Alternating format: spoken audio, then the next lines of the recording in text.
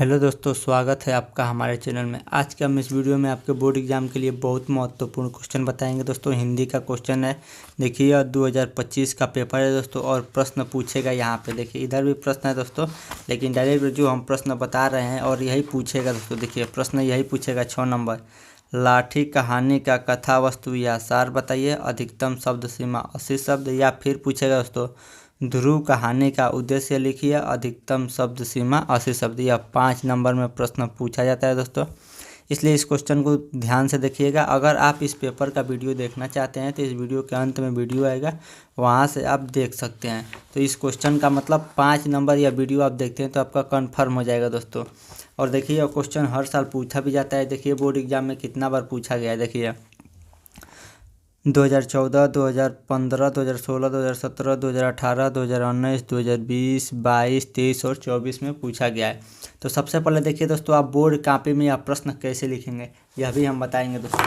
देखिए इसमें कितना नंबर प्रश्न आपसे पूछा गया है, हम आपको सारा चीज़ दिखा देंगे पेपर के साथ। ये देखिए प्रश्न क्या है दोस्तों, 6 नंबर का प्रश्न है। देखिए ये 6 नंबर वाला प्रश्न है ना, 7 नंबर ये है, तो ये 6 नंबर वाला प्रश्न है, 5 नंबर का पूछा गया है। तो सबसे पहले हम कॉपी में क्या लिखेंगे, प्रश्न संख्या 6।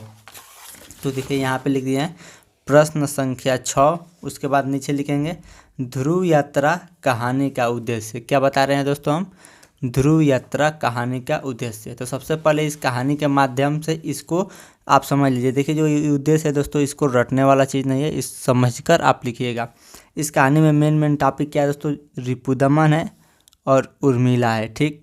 उसके बाद क्या याद रख लीजिएगा, उत्तरी ध्रुव दक्षिणी ध्रुव, यानी केवल 4 ही चीज़ याद रखना है, रिपुदमन, उर्मिला, उत्तरी ध्रुव, दक्षिणी ध्रुव, बाकी कुछ नहीं याद रखना है। और देखिए जो रिपुदमन क्या है, यह राजा है, और इनकी पत्नी क्या है, उर्मिला है, ठीक।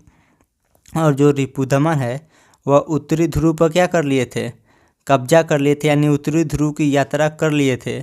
तब उसके बाद जब दक्षिणी ध्रुव की यात्रा करने गए तो रिपुदमन की मृत्यु हो गई थी। तो इस कहानी में इसी के बारे में है, ध्यान से देखिएगा। रिपुदमन और जो उर्मिला है, रिपुदमन की पत्नी, यह कोई और नहीं जानता है, केवल रिपुदमन ही जानता है कि उर्मिला मेरी पत्नी है, बाकी कोई नहीं जानता है।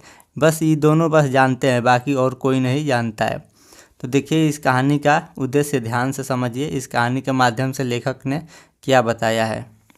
देखिए ध्रुव यात्रा कहानी हिंदी के प्रसिद्ध कहानीकार जैनेन्द्र कुमार द्वारा लिखित है। क्या दोस्तों, जो ध्रुव यात्रा कहानी है वह क्या है, प्रसिद्ध हिंदी के कहानीकार जैनेन्द्र कुमार द्वारा लिखित एक मनोवैज्ञानिक कहानी है। इस कहानी में कहानीकार ने मानवीय संवेदना को मनोवैज्ञानिक तथा दार्शनिक दृष्टिकोण से समन्वित करके एक नवीन विचारधारा को जन्म दिया है।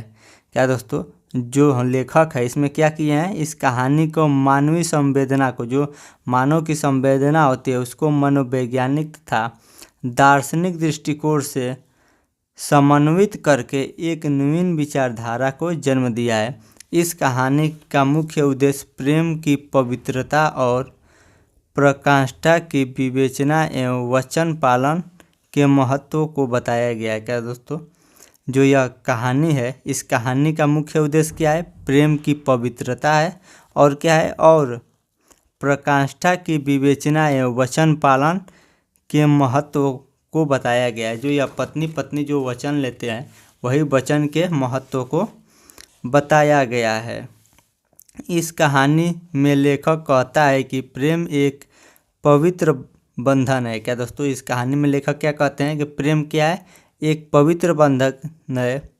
प्रेम क्या है दोस्तों, पवित्र बंधन है, और विवाह सामाजिक बंधन है। जो प्रेम होता है वह एक पवित्र बंधन होता है, और जो विवाह होता है वह सामाजिक बंधन होता है। प्रेम की भावना मनुष्य को लक्ष्य प्राप्त करने में सहायता करती है। क्या है दोस्तों, जो प्रेम की भावना होती है वह मनुष्य को लक्ष्य प्राप्त करने में क्या करती है, सहायता करती है।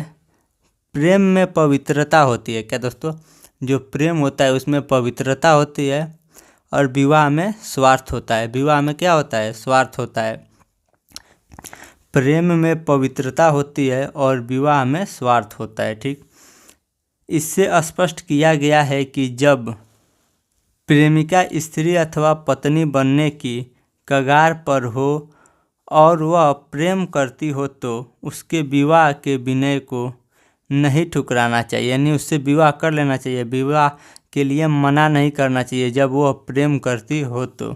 अतः इस कहानी का मुख्य उद्देश्य प्रेम को ही सर्वोच्च दर्शाना है। तो दोस्तों, आगे का बोर्ड एग्जाम की तैयारी करने के लिए जो आपकी स्क्रीन पर वीडियो आ रहा है उस वीडियो को ज़रूर देखें।